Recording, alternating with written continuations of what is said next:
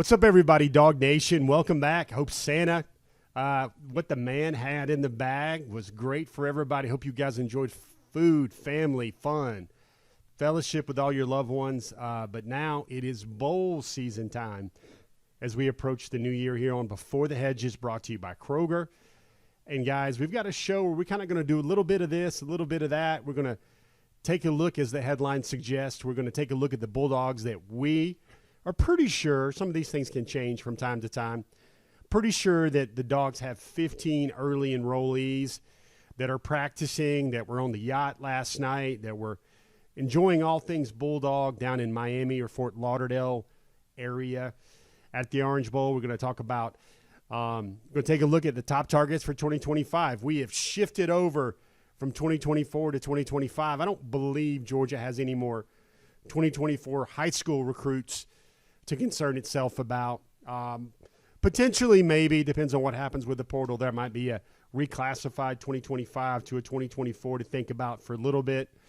We'll see if that young man gives Georgia an official visit. But by and large, high school recruiting for the 2024 class is kind of like Santa and his sleigh. That thing is parked back at the North Pole. We're chilling with Buddy the elf. Everything else you want to say about the 2024 signing class. So we're going to talk about that. We're going to talk about there's still some dogs at the All-American games next month. That's really changing a lot.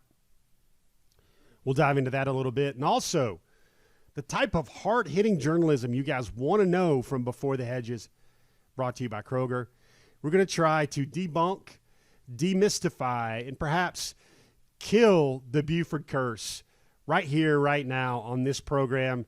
I know that's what you've been saving up the remaining candy in your stocking for, to hear tonight on this taped edition of Before the Hedges. We're actually going to be traveling or getting ready to travel tonight. That's why you'll get a taped show, and we'll be live. I think the whole DawgNation team will be down there in Miami tomorrow in Fort Lauderdale to cover all things Bulldog at the Orange Bowl with the Florida State Seminoles. But with all that having been said, let's talk about the first item on our list. Let's talk about the Bulldogs. This is your big five, folks. So start off with number one. Wave that number one finger in the air for the number one Bulldogs still, for at least for another couple weeks. The defending national champions, back-to-back defending national champions. Let's take a look at who's already down there. And you want to talk about roster turnover. Think about these things for a minute. 20 Bulldogs in the transfer portal. That's almost a quarter of the roster. And then you've got 15, by our count, 15 early enrollees down in Miami. They were practicing at Barry University today. Starting off with the five-star Ellis Robinson IV. These are guys that are either there with the team, practicing, all of the above, right now down there in Athens. Start off with Ellis Robinson. You got the five-star linebacker Justin Williams, five-star defensive lineman, defensive end. A lot of people get that mixed, even though he's rated as a defensive tackle by all the national recruiting services. Make no mistake about it, he is starting out as a defensive end. You look for Georgia to get a little deeper there at the defensive end spot, especially with Mykel Williams moving to outside linebacker for his junior season in Athens. I know there's a lot of rumbling about transfer portal and rumors, and Mykel might hightail it to another place due to a great NIL offer. As of right now, he's playing in the game. Georgia will look to expand his role and really get him coming off the edge at outside linebacker as he heads into his junior season, his NFL run season as well. That's why Joseph Jonah-Ajonye fits in really well as a defensive end. High marks right now for JJA so far in the limited sample size in practices. Chris Cole, Jaden Riddell, DeMello Jones. DeMello Jones has actually got his paperwork in order, got enrolled. He is down there as well. Nitro Tuggle, another name as well, practicing. Pretty good there considering what's happening there with Georgia at the wide receiver spot in the transfer portal. Daniel Calhoun, Ryan Puglisi, Marquez Easley, another guy that's looked really good along with Calhoun so far in the early practices. Same thing for Justin Williams, very explosive, very smart player. A lot of people don't know this. Justin Williams had the highest GPA, at least at last count, the highest GPA of all the Georgia 2024 commits and now 2024 signees. He finished right around a 4.6, 4.7 for his high school career. Quintavious Johnson, just a special player there. We're going to get into that. Remember last week how we had a speed intel. We went through 14 members of the 28-member class. Q Johnson, Quintavious is going to be in the other back half of that. Sokovie, Hollywood White, he's down there, wide receiver. Maybe do some punt return as well. Nnamdi Ogboko. The G is silent, and it's Nnamdi up front. He's only been playing football for about 2 years. He's down there as well. Also, the 3-star early enrollee tied in Colton Heinrich as well. He's down there as well. Think about that for a second. There's 15 names, guys. 15 out of the 28 signees are practicing with Georgia, where they're either practice a little bit before Christmas or practicing down there in Miami. At some point, it's probably easier to look at this class and talk about who's not going to be enrolling early, who's going to be the traditional May, June enrollee compared to the guys that will be there. It's probably simpler and quicker and easier to do that. Those are your EEs in Miami for the Orange Bowl. That's number 1 on your DawgNation Before the Hedges. Big 5 right now for the 2024, the last episode of the 2024 season for you guys on Before the Hedges, brought to you by Kroger. That's 5. Let's go to number 2. Number 2 on our Before the Hedges Big 5. Second thing we're going to talk about is we're going to talk about how many dogs will still be at the All-American games. They will be at the All-American games, at the Under Armour All-American game, at the Army All-American game as well. Not the Army All-American game. It's not even the Adidas All-American game, although a lot of people call it that kind of casually. It's still the All-American Bowl. First off, let's start with the Under Armour All-American game. That's down in Orlando. Interesting that there are 4 early enrollees here. Justin Williams, the 5-star linebacker, Ellis Robinson, the 4th, the 5-star cornerback, Joseph Jonah Ajonye, Chris Cole, actually Mike Uni, 1, 2, 3, 4, 5. There's only 5 actually here. Mike Uni will also be there. Mike's one of those guys that's going to enroll early but will not be in the Orange Bowl for the game. Jaden Riddell, he's actually not at the Under Armour or the All-American Bowl. He's decided to skip both of those there. And Georgia also had Christopher C. Jones. He's coming back from a foot injury, a toe injury that ended his senior year really early. And then also you've got DeMello Jones as well, who was named to the game, who is going to be enrolling early and is going through bowl practices in Miami, but will not play in the Under Armour All-American game. So Georgia, had quite a few guys named, some dogs named to the All-American game down in Orlando. And folks, these games are changing. I think it's going to be really hard to see a big number. I think you're going to see, especially when the playoffs start next year, the 12-team playoff, fewer and fewer guys will decide to be a part of these games because they want to remain practicing with their teams through bowl season. They want to get there early, and it'll be very interesting. I think my theory here is these games, by and large, unless you have guys at private schools where they can't enroll early, I think you'll have a lot of instances where the players that can't enroll early won't make these games as much anymore. And then you'll have, basically it'll be kind of a game or an event for folks that have the traditional May graduation or June report to campus for everything else like that. That's the Under Armour All-American game. Now let's look at the All-American Bowl out in Texas. This is the one in San Antonio near the Alamo. Georgia has, I believe, 7 guys still there. KJ Bolden, he's enrolling early at Georgia, but he won't be there for the Orange Bowl or anything else like that. Nitro Tuggle, Nathan Frazier, running back out of California. Nathan still does plan to enroll early, but he's not going to be able to go down to the Orange Bowl. Jordan Thomas, Justin Green, that's a guy that's going to go there for his entire senior year. He won't be a January enrollee. Chauncey Bowens will be a January enrollee. He's already graduated from his high school. Same thing for Nair Daniels. Looking at the rest of those, I think we got 1, 2, 3, 4, 5, 6. Let me see. Who am I missing in that game? Let me consult my records right here because we have KJ Bolden. Hold on 1 second. Yeah, KJ Bolden, Nitro Tuggle, Nathan Frazier, Jordan Thomas, Justin Green, Chauncey Bowens, and Nair Daniels. So that's actually our entire 1, 2, 3, 4, 5, 6, 7. Math is easy when you don't need your fingers and toes in your hands. Those are the 7 UGA signees. It's really important to know that Georgia will still have 7 That's the lead for the event this year. Most they've ever had before was like 11, and that's in years when Georgia and Alabama had 11 guys named to this game. Georgia actually had 4 other guys that were named to this game that declined to make the trip. That's Dwight Phillips Jr., that's Daniel Calhoun, that's Ryan Puglisi, and then that's also the aforementioned Jaden Riddell there as well.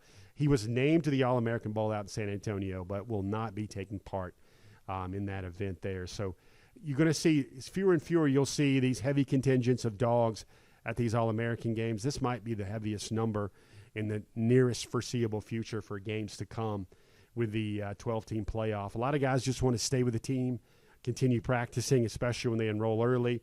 They want to spend a little bit more time with their families, especially coming back from the bowl game.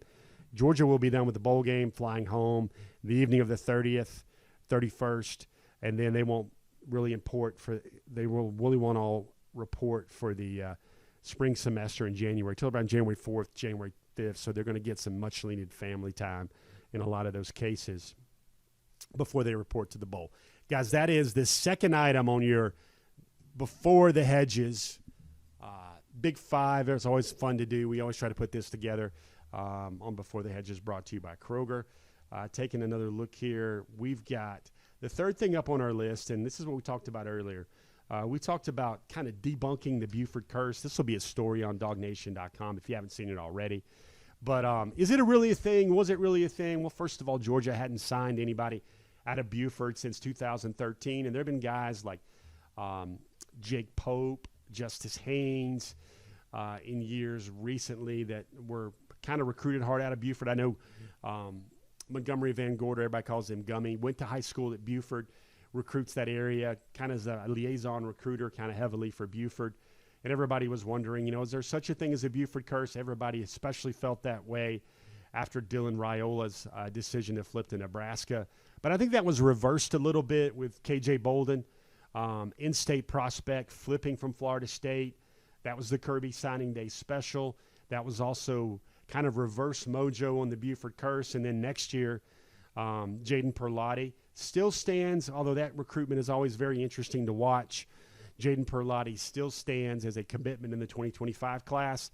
And I have it on good word, I think Georgia will get some 2026 signees out of Buford as well. So after the Buford curse and a drought of almost 10 years, you can kind of look at K.J. Bolden as Theron Sapp, the drought breaker for the Buford curse in 2024, 2025, 2026. But if you want to know a little bit more about it, and one of the theories I kind of found it asinine, I kind of chuckled about, was the amount of Georgia fans that thought, yeah, there really is a Buford curse. Was it a Gwinnett County thing? Was there something up with the coaching staff at Georgia and how they didn't want to send their players up to Athens to play for the Dogs? Well, let's take a listen. Our DawgNation conversation this week is with head coach of the Buford Wolves, Bryant Appling. Really strong coach, really defensive-minded coach, really savvy coach. Got an interesting perspective on all things K.J. Bolden, and including, I got to thank him for this, entertaining a question or two on the Buford curse. I want you to listen to it, and I want you to tell me after whether or not you think the Buford curse is real, here with our DawgNation conversation, brought to you by Kroger. What do you really want people to know about KJ? The KJ you only know from getting to coach him intimately over the last few years. As good a player he is, he's just as good a human being. I mean, he's a hard-working kid. I set it up when I was up there, freshman year, big-time kids coming out of, FBU and all this stuff, and they want to start and play as a freshman. And you even talk to him, he's like, Coach, I wasn't ready for that. I wasn't even weigh enough, I wasn't strong enough. Wow. But any weakness he had in his game, he worked really hard to make it a strength, and he did. So, but the type of player he is an attribute to, type of person he is. Like, he's hardworking, great leader, one of the best leaders we've had in the last couple of years, just growing from a sophomore that started and played to a junior that was a little bit more important to now I need you to step into this leadership role and open your mouth and police some of this stuff for me. He did a great job doing it. If I'd have told you mid-season that KJ's going to be a Dog and Dylan's going to be a Nebraska Cornhusker, what would you have said? I would have thought you were lying, honestly. I mean, I know these, and the crazy things, people, all the people on social media and everything kill these kids about flipping and everything, but if a kid commits and you don't want them to flip, I guess the college coaches probably should stop calling them, but they're all calling them but it's not going to happen. It is what it is. And I tell my kids, I was like, don't worry about what people think. I'm used to pissing people off every day because of who I am and what I do. You're going to be the same way playing football and being in the limelight. So it's good and bad to your position. And 99.9% of the kids in high school football would love to be in your position. So be blessed and be happy, and let's move forward, and don't worry about what happens. Last thing, Coach, I know you'd probably laugh and call this asinine, but, like, I asked KJ in there, I was like, man, I guess you're broken the Buford curse. And he kind of laughed. And he's like, you know, like, what's your view of that? I know it's funny, but, like when people ask you that, like, man, how come Georgia players don't want to come here? Like, hey, you're the first I'm going to answer this question for. A lot of people ask. I guess when Dylan Flip, you know, somebody wanted to get me on a podcast, somebody wanted to interview me. I'm not answering because any answer I give can be twisted and misconstrued kind of deal. I'm born and raised in Decatur, Georgia. Moved to Lithonia, you know, graduated, you know, up at Lehigh University, but I'm from Georgia, and I'm a diehard Georgia fan. I always have been. Wow. So when people tell me that I'm steering kids away, I just don't get involved. I'm like, I'll answer the questions for them. I always tell them, you pick a place for the school, for the football, obviously, and for education. You know, you don't pick it for a coach because that coach could be gone. You don't pick it just for football alone because you get hurt. It is what it is. You got to see yourself being there regardless of football, regardless of the coach for 3 or 4 years. And does it make sense for you and your family, travel and all that stuff? So that's the 2 cents I give them, and they make the choice. If kids want to go somewhere else, that's on them. I don't force. I had people tell me, yo, you get money on the table because kids go. Like, we don't do that. I'm not dumb enough to do that. You know what I mean? So, well, yes, it's kind of like a relief a little bit because people can't say anything anymore. But I could care less. I mean, I know they always said it, but I said I'm probably closest to any college staff as I am to Georgia. Like, I'm you know, we've got a real close relationship with Alabama, obviously, because our kids are down there. And we went and learned from, you know, Kerwin when he was down there, and all those guys. We know a lot of them, but you know, I'm very close to the Georgia staff. So a little bit of you, like when he tells you his decision and he makes it independently and he's like, I'm going to be a dog coach, you're just like, a little bit of you is like, because I love him. I mean, I am a fan, and I've always been since I was little. That's why I'm not a fair weather guy. I don't jump and move. So, I mean, I'm a Falcons fan too. We're having a hard time right now, but I love him, and I'm going to be that guy. So, you know, it does relieve you a little bit, but in the end, I'm just happy for the kid to have an opportunity at a great place like that. Is KJ a safety? Is that what he needs to be at Georgia? What do you think? Is he everywhere? Or I think he's everything, honestly. I mean, he can do it all. I mean, he really can. That's probably what they're going to end up putting him as from what I've heard from them. But, I mean, he's electric with the ball in his hands, whether he's receiving it or whether he's returning kicks, but he also has grown immensely. Physicality-wise, knowledge-wise on defense, he's a high-level, you know, he deserves every bit of that 5-star plus rating that he gets by being a ball player he is, but he's special at safety. 6'2", 190, is that about right? Yeah. Yes. Coach, I appreciate you. Got it, man. Thanks, man. Appreciate you. Got to appreciate Coach App there, Coach Appling at Buford High School. I tell you, we kind of kid, we kind of laugh. That's the hard-hitting journalism we try to do here on DawgNation's Before the Hedges, brought to you by Kroger. Just joining us, the mysteries of the Buford curse, where we stuck a silver stake through the heart of that Buford curse thing, and we put it down. You have thoughts that the head coach of the Buford Wolves is actually a diehard dog, grew up in Decatur, Lithonia, Georgia, still considers himself a dog fan, actually considers himself a Falcons fan. Whew. Good job, Coach App, on that one. He's still fighting that good fight there. I know a lot of people put up the defibrillator paddles on their Atlanta Falcons fandom many, many years ago. But also, he said he kind of did did you hear that he kind of did a little bitty shimmy or a fist pump, knowing that the Buford curse was kind of set aside by K.J. Bolden. He knew a great player. Heard him describe K.J. Bolden as a really good kid, really good human being. Didn't think he was all that in a bowl of grits when he enrolled at Buford, when he came out of being an FBU All-American. He knew he had work to do. He knew he had to get better in the weight room. He had to get better and stronger. Needed to learn the scheme. And he knew he just wasn't ready coming into high school as a freshman at Buford. So some humility there with K.J. Bolden. I know a lot of folks think otherwise, especially those that root for the Garnet and Gold, I guess. But nonetheless, good little segment there. Good little conversation, DawgNation style, there with the head coach of the Buford Wolves on all things K.J. Bolden. Now, this is what you've been waiting for. I know Kaylee Mansell, our producer behind the glass, she probably timed me last week, and we're going to try to figure out a way we can do speed round with all these dogs right now in terms of If you missed our show last week, what we're going to do is we did 14 of the slides last week, 14 of the signees in the class last week. We're going to do 14 this week, speed round style, where I just stream of consciousness, let you guys know a quick Cliff Notes version, Sentell's Intel quick cache file of what's going on with all these guys. We're going to do them quick hit, kind of hurry up, NASCAR style. And I'm going to try to only spend about 35 to 50 seconds on each one. Probably going to do it quicker than that because I want to try and impress my producer tonight.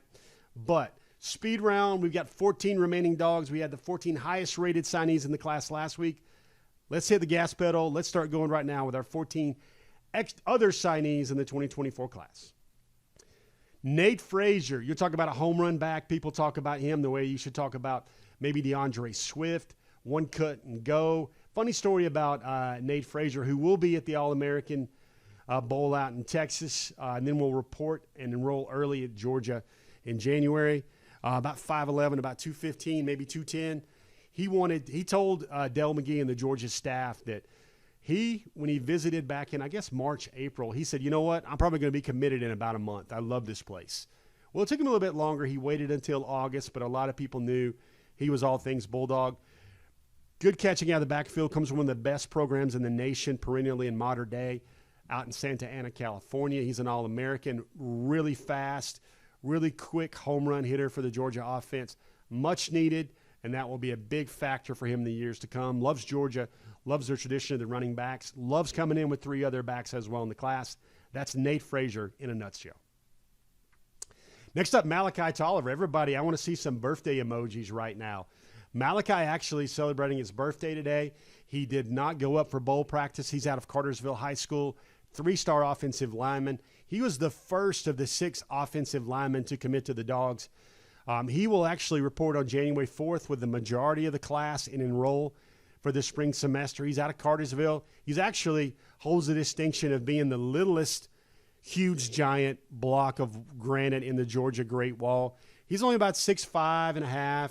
He's only about 325 pounds or so. Offensive lineman. He's a 3-star coming out of Cartersville High School. Really loves dogs. Really motivated to change the stature of his family. Credits his mama for a lot of his inspiration in doing what he does. Loves being a part of this class. Malachi Tolliver, homegrown dog out of Cartersville High School. Quintavious Johnson Jr., this is Mays High School. They have the iciest, coolest uniforms, I believe, in Georgia high school football. This is just going to blow your mind, okay? He was the team MVP this year. He had a 4-touchdown game running the football earlier this year against Douglas County when I think it was 117 degrees outside. Early in August when the Georgia High School Association was still at the dawn of the year. He had another game, and this is going to blow your mind, folks. He had another game where he fielded 2 pooch kickoffs, 2 sky kicks. And he had 2 kickoff returns for touchdowns. Folks, this will be an outside linebacker at Georgia. 6'5", 6'4.5-ish, 242. Looks like somebody chiseled him for one of the museums in Rome. He can throw the football 70 yards.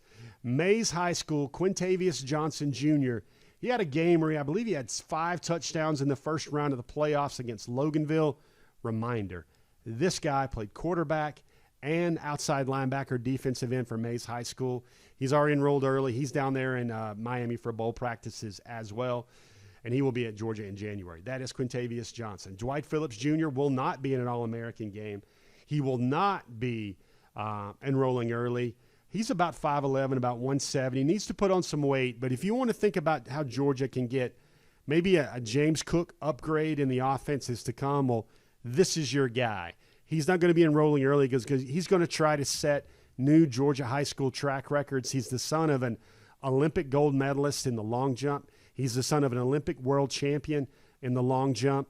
Dwight Phillips has a 10.24, I believe, on record laser time, and he wants to smash that with a 10.10, 10.0 something his senior season at Pebblebrook High School. He was also an All-American Bowl named invitee to the game. He accepted his invitation but will not be in Texas next week as well. Dwight Phillips Jr., one of 3 running back signees in the Georgia 2024 class. He will enroll in May or June out of Pebblebrook High School. DP Jr. Andre Evans, recent LSU flip about a couple months ago.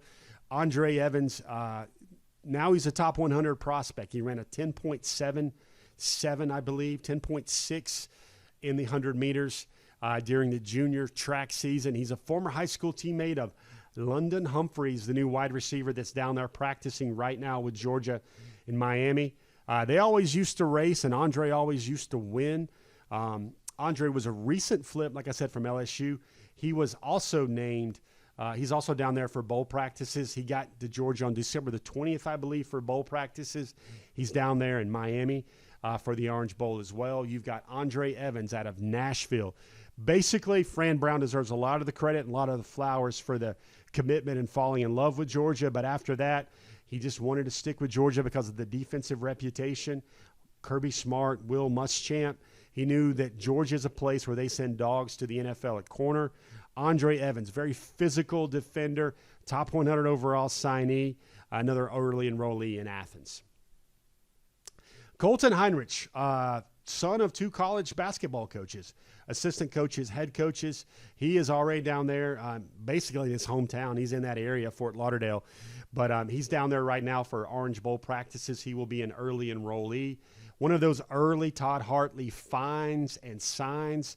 3-star tight end in the 2024 class. Played some basketball. Can kind of do a lot of things. Kind of be that H-back type, fullback type, attached tight end type. Can kind of flex out a little bit. Really gritty, really hard-nosed. Family loves Georgia. Really close to with the Riddell family already. Colton Heinrich is going to get everything kick-started early out of Cardinal Gibbons High School in South Florida, down there right now for bowl practices. Just a really gritty, tough young man, very versatile, very physical. One of those guys that you look at some of the tight ends in years past. Colton Heinrich is going to do a lot of those great things for the Dogs in the future. Chris Cole, another very special linebacker signee, number 40 overall prospect in the class. He was an early enrollee as well, started practicing, I think, a couple days before Christmas. He's an Under Armour All-American as well. Things to know about Chris Cole is he radically changed his body from junior year to senior year. He went from a 4-star safety, maybe a top 180, 190 overall prospect, put on like 45 pounds for his senior season, became a linebacker, became an even better player, held all that explosive ability, held all that coverage ability. I don't think Georgia has a player quite like him in the program with this set of skills. And the other thing that really stands out is he was a high hurdler. Indoor track season, I believe he finished 4th or 6th in the Nike Nationals with a time just over 8 seconds. Folks, you have a Georgia inside linebacker, maybe 6'3", probably now 220 or so on his height and weight. That guy right there is going to be a linebacker, play inside the box for Georgia. Chris Cole, very versatile All-American from Salem, Virginia. Nnamdi Oboko, only been playing high school football for 2 years. His family has Nigerian roots. Really loved Georgia. Really loved the fact that he knew Travion Scott could develop him, and he believed in him first. Notre Dame came at him late. He decided to stick with Georgia. He's another early enrollee. He's another guy that was there for bowl practices. He's down in Miami now for the Orange Bowl as well with the team. He was on the yacht last night as well, going to the beach, I believe, today with the team. But big zero tech, huge young man, 6'4.5 plus, 330. One of those guys that can be that John Atkins role, that zero tech role. Was very intrigued by Georgia's development, by what Travion Scott did with a former 3-star and Jordan Davis out of North Carolina. He's also the type of player that knows his value set and where he has to go. He realizes he's a growth player and a developmental player at Georgia. He knows he shouldn't be playing right away as maybe a freshman or a sophomore. Knows he has to develop, knows he has to get better, knows he has a long learning curve from only playing 2 seasons of high school football in North Carolina. But Nnamdi Oboko out of North Carolina, that's a one to watch. Defensive lineman, going to be a zero tech for Georgia in the years to come. Nasir Johnson, another guy that will not be at bowl practices, will not enroll early. He'll have to go his whole way out of Dublin, Georgia. Another guy in this class, we've mentioned a bunch of them, Chauncey Bowens, Nasir Johnson as well. Played offense and defense for Dublin High. Could be a great offensive lineman at the next level as well. Georgia looks at him as another interior big man on the defensive line. Huge, 6'4.5", 300-plus pounds. You saw his flip, his back handsprings, the way he flips at that weight. That was all over social media. Out of Dublin High School, another guy that Georgia flipped away from those Gators. I'll let you guys insert Brandon Adams' favorite term there as well. But another guy, Georgia, one of 12 offensive and defensive line signees for the class, Nasir Johnson. Florida flip, homegrown dog, very bright future. And if you look at one of the rating services, I believe 24/7 Sports has him as a top 75 overall prospect in the class, the 4-star out of Middle Georgia. Marcus Harrison, I mean, just a mammoth, huge young man, 6'7.5", 336, came out of St. Francis Academy in Hamburg, New York. This is another guy that will have to graduate in May, but when he gets to Georgia, wow, I think he's a guy you want to see what he looks like in 1 or 2 years, how Georgia will drop some weight on him, what his body will look like.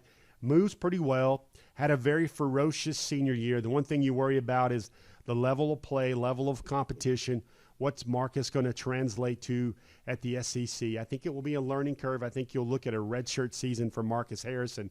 But one of the larger signees in this class for the 2024 class out of upstate New York, Marcus Harrison. If you ever get a chance to watch his film, you got to check out the uniforms. They look just like the old school San Francisco 1980s, 1990s 49ers. Marcus Harrison, one of 6 offensive linemen in this class. Marquez Easley, another guy. He's down there in Athens. He's down there in Miami now. He's been in Athens for bowl practices. He will not take part in an All-American game, but he is already going to be an early enrollee. One of those guys, I think, if you had to ask me, who do you think has the biggest upside among those offensive linemen in the 2024 class, I'd probably either say Big Easy or I'd also probably say Nair Daniels. Really cool story about Marquez.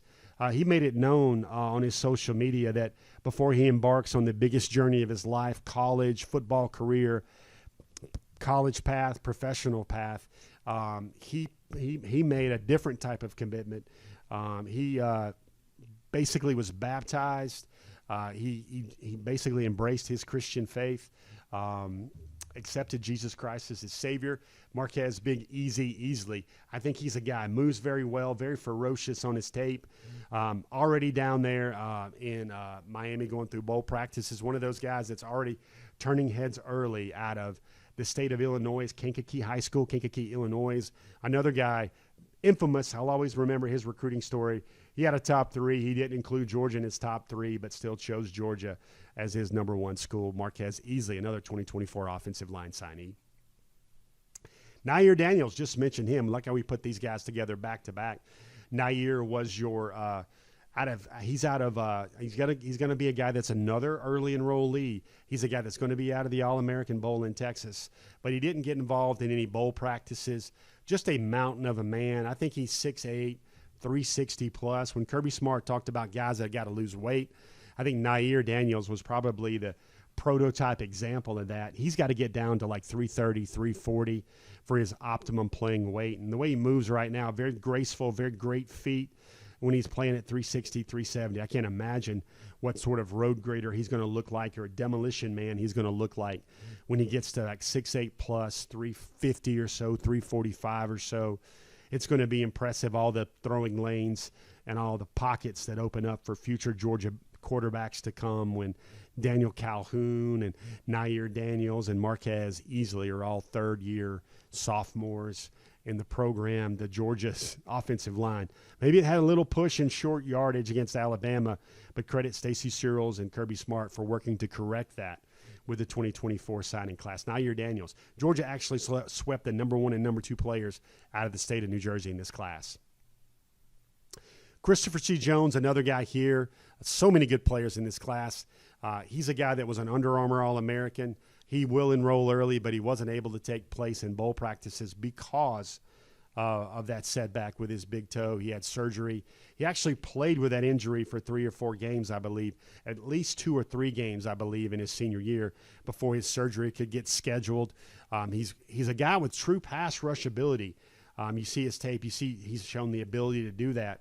But, again, he's going to be an inside backer primarily, at least first or second down for Georgia under Glenn Schumann. He's another top 10 linebacker, another All-American that Schumann signed in this class. Georgia got the number 1 and number 2 players in New Jersey. They also got the number 1 and number 2 players in Virginia with Christopher Jones and Chris Cole out of the Commonwealth State as well. And last, I think, but definitely not least, we've got one more to go on our speed round here. Drew Miller. And somewhere, you can just tell you, I've got Kaylee Mansell kind of giving Tiger Woods fist pump behind the glass right here, enjoying this. Drew Miller. Something about the Mansell family with specialists and kickers and punters. They absolutely have a soft spot in their hearts for those folks. He will not enroll early. He's a guy that's going to have to go his entire term. Couldn't get involved in all that bowl practices. Couldn't get any of that swag. Couldn't get on the yacht. But a true triple threat, running the ball, punting the ball, throwing the ball. If Georgia does not fake at least one punt per season with Drew Miller back there, I will consider that. I will chalk that up as a missed opportunity. As much game, as much tape as he showed this year. The number 1 punter in the class. Look at that. Punters get no love. Look at the national ranking right there on the 24/7 Sports Composite, 1,871. I mean, what kind of kid looks at his ranking and goes, I'm the number 1,871 player in the country, but I'm the number 1 player in my position. Drew Miller, be very interesting to see what happens with Drew. Does he become the kickoff specialist? Brett Thorson is kind of hinting that he wants to come back. He might come back. I think there's a special situation with Georgia trying to go through certain channels to get Brett another year of eligibility because it's a unique case. He came from Australia. He was already 21 years old, upper school, high school, his credits coming in through high school and how they translate to Georgia. A little bit of a wrinkle there that got to get a special hardship case or a special permission case taken there, I'm hold. But, Drew Miller, whenever he starts punting for Georgia, he's going to launch bombs. Looked great for Georgia, representing Georgia at the U.S. Army All-American Bowl as well. Guys, that was your Big 14 as part of our Big 5 here on DawgNation, brought to you by Kroger. Really quick speed read. I try to go through Cliff Notes version of all the big-time signees, of all the signees in Georgia's class for 2024. And now, last thing on Big 5, we're going to talk about the transfer portal as we portal to camera 2 right here. And, one of the things to think about here is now listen, this is how crazy it is. There was somebody that is really well connected to the 2024 Georgia class that saw something online, and they said, what's up with all these transfer portal? And I guess it was one of those joke people that just want impressions, that people that just want follows. But they said that the Kirby Smart was close to taking a job with the Atlanta Falcons. First of all, that's asinine. I might actually eat Eddie the Blind Squirrel if that ever happens. But they connected it to the amount of players leaving Georgia in the portal, and that was the link. So I think somebody was probably trying to work through April Fool's Day a little bit early, but not happening. Here's what's happening. Georgia is just a program where they have roster churn. When I look at Georgia's transfer portal situations right now, I think the number's up to 20. They had 16 last year. It's kind of a given that Georgia's going to do that. And I've got a criteria for transfer portal, guys. It's kind of simple. I got a 3-pronged criteria. Did the guy get a lot of good reps this past season? Was he a key player? Was he getting quality first quarter, second quarter, clutch time reps? Number 2, was he expected to contend for a starting spot in the year to come? Did it look like he was going to break through and get a lot more reps due to NFL elevation of the guys in front of them, whatever the case may be? Did it look like they were in line for a serious slab of reps the next season? Or finally, the other criteria is, has this guy been at Georgia for 2 or 3 years or more? And not only is he getting passed by guys that came in the 2023 class or the 2022 class, and he's still not playing, or is there an influx of really talented freshmen in his position as well, where there is the handwriting on the wall that they're never really going to play at Georgia? So that's kind of the 3 ways I look at transfer portal cases. actually had a list that I kind of kept together mid-season, and I'm like, these are the portal candidates, and almost man for man, the portal candidates I expected to have portal potential have either popped their name in the transfer portal or they're currently sitting in the transfer portal. All that having been said, I think there were 3 names that I looked at and I thought, that guy was going to play a lot for Georgia in 2024, or which I would kind of label a surprise about a guy that I think was going to ascend and play more in 2024. There are really 3 names that stand out to me. One of those is Marvin Jones Jr., even though you kind of heard rumblings for a while that it just wasn't working out for him at Georgia. The second one was Daniel Harris, who just put his name into the portal, who's actually down there in Miami right now, still practicing with the team, still going through the Orange Bowl prep and everything else like that. And the third one was Yazeed Haynes, who's already went to the transfer portal for Syracuse. Those are the ones that you look at where you're like, that guy was going to play at Georgia. That guy was going to help Georgia in either the next year to 2 years. And when you look at those cases are the ones that kind of stick out to me is like, out of those 20, those are kind of really 3 that you talk about. Was it, Kirby Smart said this week where sometimes it's good when a guy's been around for 2 or 3 years and hadn't played yet. He needs to go somewhere else and go play. It's kind of like the evolution of a roster.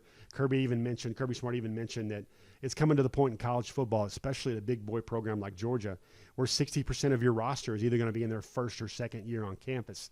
I think that's what it is. I think you see that now with Georgia, with the 28 signees and already 4 guys coming into the program from the transfer portal. That's 32 names, 32 out of the 85 you get on scholarship that are going to be brand new this year. And that's that roster churn that simply has to happen, where a lot of guys that are maybe number 2 or number 3 or number 4 on the depth chart at Georgia can go to places like SMU or Maryland or Purdue and become starters, or even Florida State and become starters. That's just kind of the way it is right now. And guys, that is what I think about Sentell's intel and the transfer portal. Is it a big deal or not? I think the transfer portal is a bigger deal than the Buford curse, and we just knocked that one out of the park earlier in the show right there. So that was number 5 on your Big 5 here on Before the Hedges, brought to you by Kroger. Now, all that having been said, let's take a look, guys. We have something kicking right now. One of the things we want to ask you, question of the week time. We always do a question of the week. You're going to have to be very interactive on this. I want you to put your receipts down. I want you to share it with us, because what we're doing right now is we have officially flipped the page on Before the Hedges from 2024 to 2025. We're going to give you top targets in a second. We're going to give you the state map in a second. We're going to have the commitment list. Sadly, there will be no punters or specialists yet on our slides here for our 2025 commitments. But what we want to ask you right now for a question of the week here on DawgNation, Before the Hedges, brought to you by Kroger, is which 2025 prospect tops your current wish list? Like if I gave you 3 wishes and I said, wave the magic wand, the elf in the Lucky Charms box grants you your 3 wishes, just like that, you can get any 3 prospects in the 2025 class that aren't currently committed to Georgia. Who would that be? I know there's some interesting names. You're going to see the ones that I think are most desired for Georgia and the top targets for 2025. That one's changed a little bit as well, because we had a couple tweaks with that as well. Georgia recently saw the decommitment of near 5-star, high 4-star offensive tackle on some national services. Micah DeBose out of Viger High School in Mobile, Alabama. He decommitted. There's a lot of Alabama, Auburn, and Ohio State chatter there. That was one of those commitments that Georgia, I was actually surprised they held on to him for that long. But let's take a look at it right now. You've got your early 2025 class breakdown right there. Starts with the running back, 3-star Bo Walker. Georgia also had a decommitment recently from Jabri Wallace-Coleman, but folks, I think I told you a while back here on Before the Hedges, that guy had not been acting like a recruit for some time. May very well wind up at Syracuse with 6 or 7 other former members of the Georgia program or the commitment board right now. Bo Walker, a state champion out of Cedar Grove High School, currently the only running back. And then there's Todd Hartley doing the work he always does, working ahead in the class. Already got his 2 tight ends for the class of 2025. 5-star Elise Williams out of Camden High School. Got to see him at Camden County play Walton earlier this year. You also got the 4-star All-American Ethan Barbour out of Alpharetta High School. Those guys are 2 very impressive prospects, 2 very tight ends. Georgia's got 1 5-star in Elias Williams, and then 1 4-star in Ethan Barbour, and then you've got Bo Walker. Those are your 3 commitments right now on the class breakdown for 2025. Georgia's class, after the recent decommitments, they went down from 8 to 6. They fell from number 1 in the country to number 5, but I expect that to change for the better and quickly in the months to come. The 5-star defensive lineman Justice Terry, we shared his story recently with you guys on DawgNation, how that tragic event for Manchester High School, it was really touching for Justice Terry. 4-star Buford High linebacker Jaden Perlotti, been a long-time committed to Georgia last December. And then also Cedartown, Northwest Georgia, stand up. Tay Harris wears number 27, committed to Georgia in the summer of 2023. Those are your 3 defensive commitments. You got 1 5-star and you got 2 4-stars there in the 2025 class. For currently the nation's number 5 class in 2025 off the 24/7 Sports Composite. And then the recruiting snapshot. I think currently it's for those that love those homegrown dogs, I think right now it's as pure as the driven snow. Georgia has the number 5 class. There's 6 commitments. All of them are from the state of Georgia. In-state commitments, you got 6 in-state commitments out there. I think we got a graphic mix up right there, but 6 in-state commitments right there. You've got 0 in-state. You got 0 in-state commitments on the graphic. Just flip that. We got our lefts and rights crossed. Yeah, Siri's even saying, what's going on? Just flip that. Georgia currently has all in-state homegrown commitments right there. You look at your rankings breakdown, 2 5-stars, that's Elias Williams and Justice Terry. 2 top 50s, 3 top 100s, 4 top 150 commits, and also 4 top 200 commits. All 6 of those commits are in the SEC footprint. The state with the most commits obviously has to be Georgia. Again, as we look for this program to get more of those damage dealers on offense, Georgia has 2 players from the offensive side of the ball among the 5 highest rated commitments in the class. Those are both of the tight ends. Another shout out there for Todd Hartley. And 3 offensive players among the 10 highest rated commitments. There's only 6 of those right now. Folks, that is your 2025 recruiting snapshot. Now let's take a look right here. Top remaining targets for 2025. Really quick word before it starts off. I always try to share insight. I always try to share how quickly things will change.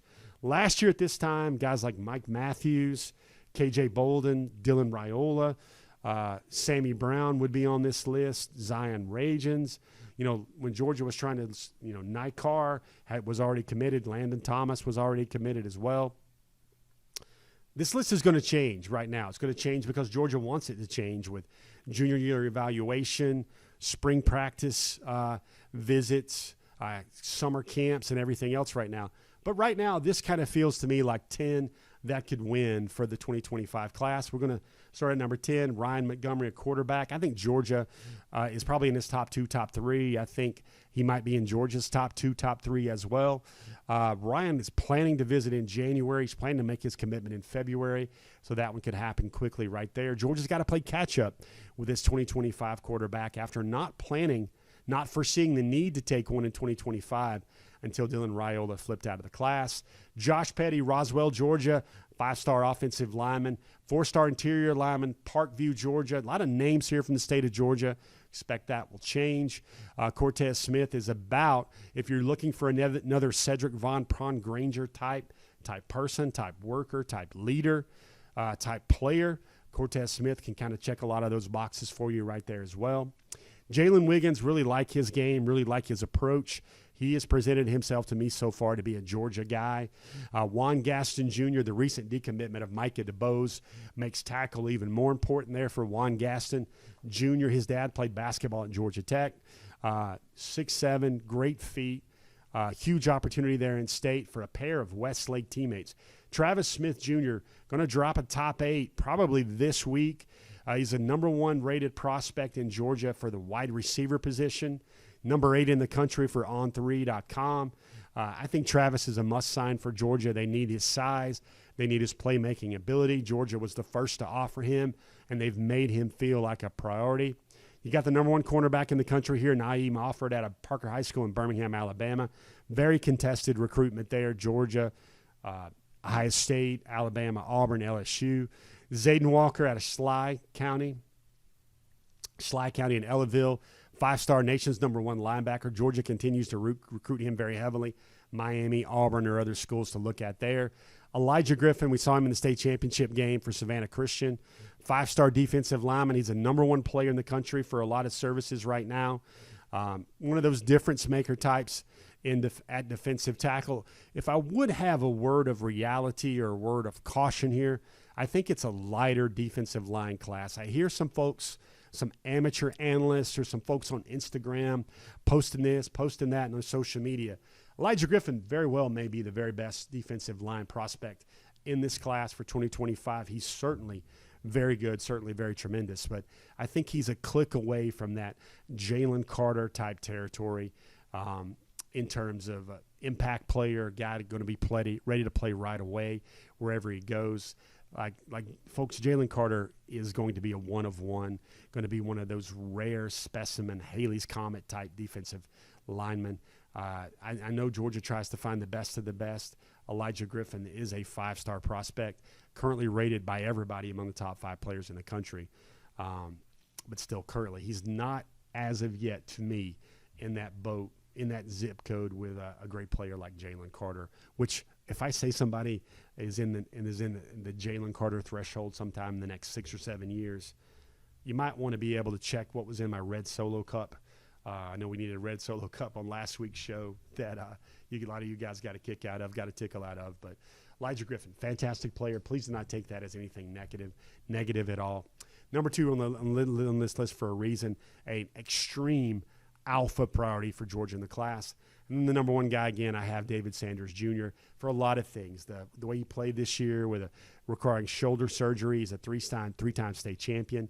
He's an offensive tackle. He's the type of guy that I think can be a true leader in Georgia's offensive line room. He's got metrics, explosive metrics at 6'5 plus, 270.